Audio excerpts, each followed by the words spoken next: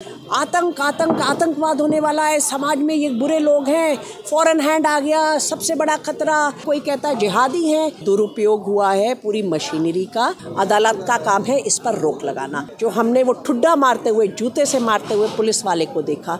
राजनीतिक रोटियां, सबसे बड़ा वोट बैंक इस देश का हिंदू है। ये जो खतरा आज एक समुदाय के लिए है, ये सबके लिए बनेगा। सफ़र है आमिर का, वो आज किताब के जरिए सामने आया जी है। इस तरह के ऐसे केसेस, कितने केसेस होंगे जो हमारे सामने नहीं आ पाते हैं? आप लगातार उन केसेस को देखती हैं। जी, बहुत केसेस हैं जिनके हर एक इसके बाद सामाजिक कार्य में नहीं घुसता। अपनी पूरी बात को हिम्मत ही नहीं है, रिसोर्सेज भी नहीं है, पारिवारिक जिम्मेदारियां हैं, डर है, घबराहट है, बहुत सी बातें हैं। और अभी तो ये है कि बहुत सी किताबें भी आ चुकी हैं जो दिखाती हैं कि निर्दोष लोगों को, और विशेषकर ये दौर दिख रहा है जिसमें आतंकवाद का पूरा ठप्पा डाल देना। और क्योंकि वो जो जुर्म में डाला जाता है बॉम्ब ब्लास्ट, अदालत भी सोचती है हाँ इतना, और वो बॉम्ब ब्लास्ट हुआ होता है, उसको मैं नकार नहीं रही, और वो गलत है और लोगों को जान माल का नुकसान होता है, और कोई भी समाज उस तरह की हिंसा को टॉलरेट नहीं करेगा। मगर और पुलिस का काम है किसी को पकड़ना, मगर ना तो पुलिस हमारे को ज़्यादा सुरक्षित कर रही है। बेगुनाह आदमी को झूठा फंसाने से हमारी सुरक्षा तो बढ़ी नहीं, वो आदमी फिर कर सकता है क्योंकि वो तो छूट गया।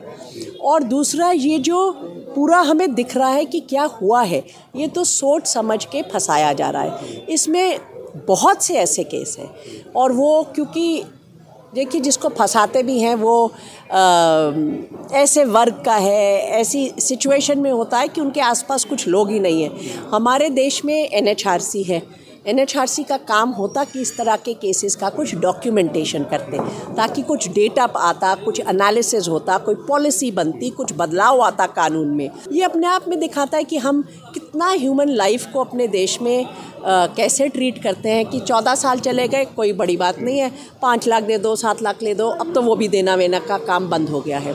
और जो सामाजिक असर वो अलग।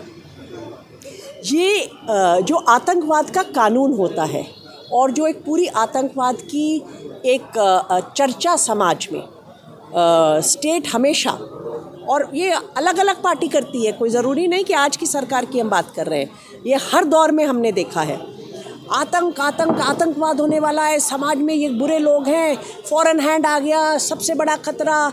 कोई कहता है LWE है, कोई कहता है जिहादी हैं, सबके अपने अपने हैं। उसमें क्या होता है कि जो आम नागरिक है उसको लगता है भाई कुछ हो रहा है, मुझे तो पूरी समझ नहीं है, ना हमें जानकारी है, किसी भी आम, मुझे भी नहीं है, तो आपको लगता है भाई ये कह रहे हैं तो कुछ बात होगी, इनको तो सब इन्फॉर्मेशन रहती है, IB से रहती है, रॉ से रहती है, सब बताते हैं। अदालत सोचती है भाई कुछ बड़ा हुआ है, हम इसमें कुछ नहीं बोलें। देखिए ये कानून का जो इस्तेमाल हुआ है, दुरुपयोग हुआ है पूरी मशीनरी का, इसका बहुत एविडेंस है। इसको पर रोक लगानी होगी, और इस तरह लोगों को अंदर रखना, या तो आप टाइम बाउंड कीजिए कि ठीक है आपको हर ट्रायल को 2 महीने में ख़त्म करना है, या आप लोगों को ज़मानत दीजिए, क्योंकि कानून का तब तक इस तरह का उपयोग होगा जब तक अदालत उसकी छूट देगी। मेरा मानना है कि हमारा काम है सवाल उठाते रहें, अदालत का काम है इस पर रोक लगाना, और जो करेगा उसको भरना पड़ेगा, उसकी लिबर्टी को ख़त्म करना चाहिए जिस तरह आमिर की हुई। मैडम, कल दिल्ली के इंद्रलोक इलाके में एक मुस्लिम जो नमाज पढ़ रहे थे, उनके साथ पुलिस ने दुर्व्यवहार किया और लात मारी, तो इस पे आपका क्या कहना है? ये देखिए बहुत समय से, मैं अभी फरवरी 2020 में जो मुसलमान लड़कों को पुलिस ने मारा था, उसका मुकदमा आज भी फैज़ान की मदर की तरफ से जो मर चुका है नौजवान, हम दिल्ली हाई कोर्ट में उसकी बहस कर रहे हैं। उस वीडियो ने 2020 में स्पष्ट रूप से दिखाया था कि दिल्ली पुलिस के वर्दीधारी पुलिस कर्मचारी मुसलमानों की तरफ किस तरह की सोच रखते हैं। कल जो हमने वो ठुड्डा मारते हुए, जूते से मारते हुए पुलिस वाले को देखा, वो उसी क्रम की सोच है। 2020 में उसका सबूत दिल्ली पुलिस के कमिश्नर, आला अफसरों के सामने था। क्या उन्होंने इसका कुछ बातचीत हुई? क्या उन्होंने सोचा कि क्या कर्मचारियों के अंदर कुछ, क्योंकि पूरे समाज में एक तरह का हिंदू मुस्लिम का विभाग का की गड़बड़ चल रही है, क्या उन्होंने पुलिस वालों के साथ बैठ के इस पे बातचीत की? क्या देखा किसी के अंदर इस तरह की गलत सोच तो नहीं है?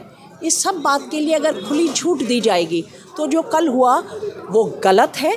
सस्पेंशन काफ़ी नहीं है, मगर सवाल ये है कि ये दोबारा हो सकता है। मैडम, इसी सरकार में कांवड़ियों पे जी फूल बरसाए जाते हैं जी। देखिए, जब ऊपर से छूट है कि एक धर्म का पक्ष लेंगे तो आप जल्द ऊंचे तक पहुंचेंगे, क्या पता आपको टिकट भी मिल जाए, आप पार्लियामेंट तक पहुंच सकते हैं।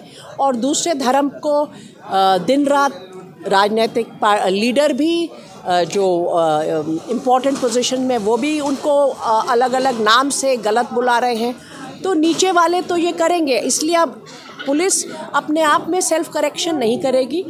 राजनीतिक रोटियां, सबसे बड़ा वोट बैंक इस देश का हिंदू है, सबसे बड़े वोट बैंक की अपीजमेंट चल रही है, ये अपीजमेंट हो रही है सबसे बड़े वोट बैंक की।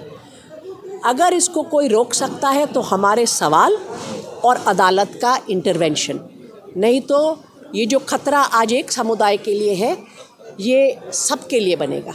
नेशनल दस्तक की आपसे गुजारिश है कि अगर इसको बचाना चाहते हैं तो नेशनल दस्तक को सब्सक्राइब करने के लिए रेड कलर के सब्सक्राइब बटन को दबाएं, फिर बेल आइकन की घंटी दबाएं। नेशनल दस्तक को बचाने के लिए बहुत जरूरी है कि हर खबर को शेयर करें, लाइक करें, कमेंट जरूर करें।